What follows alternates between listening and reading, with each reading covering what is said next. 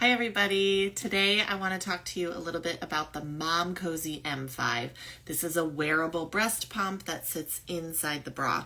Now when we're talking about pumps, we have primary pumps. Those are big pumps that usually plug into the wall. They may or may not have a battery. Those are usually what you would want to use if you are trying to bring in a milk supply or if you're exclusively pumping. You have portable pumps, which are smaller pumps that still plug into flanges that tend to have bigger motors. And then these are wearable pumps. Wearable pumps sit inside the bra and they're not connected to any tubing. Of all of the pumps on the market, I usually only recommend wearable pumps if you already have a fully established milk supply.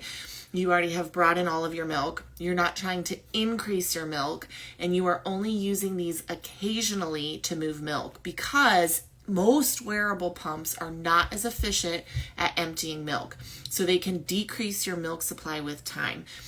So I don't recommend wearable pumps for exclusive pumpers, for those who have preemie babies in the NICU or who are going back to work and are using them as their primary work pump.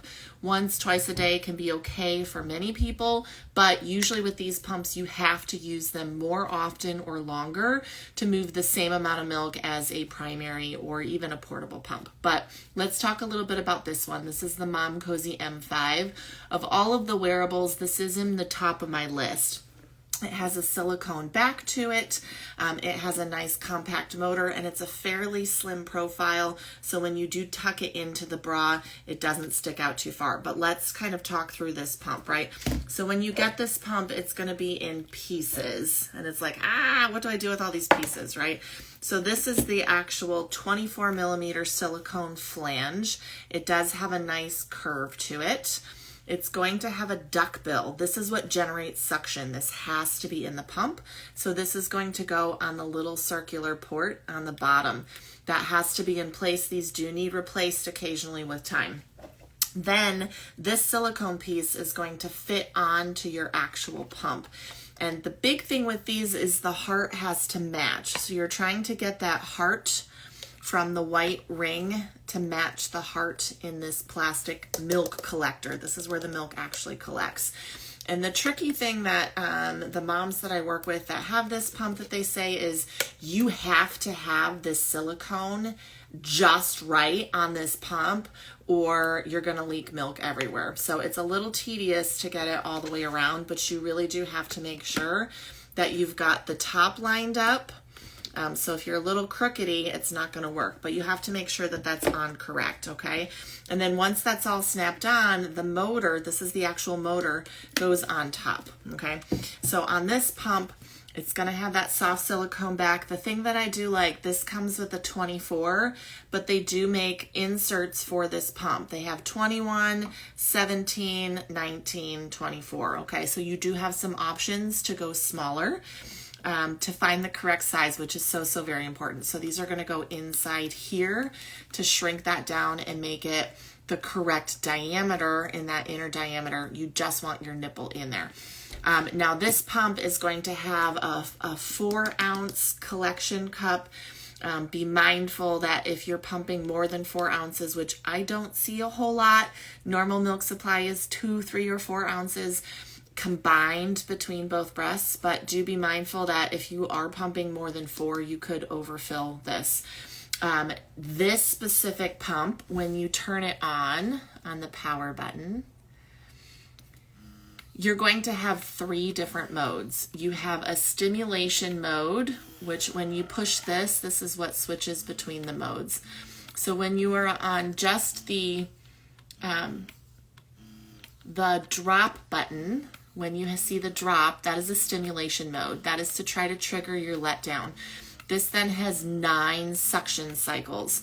So the drop or the heart and drop are how fast it cycles. And then the number, the plus and minus, is how hard it sucks. So it has 9 different suck strengths. Ooh, that's strong. Okay.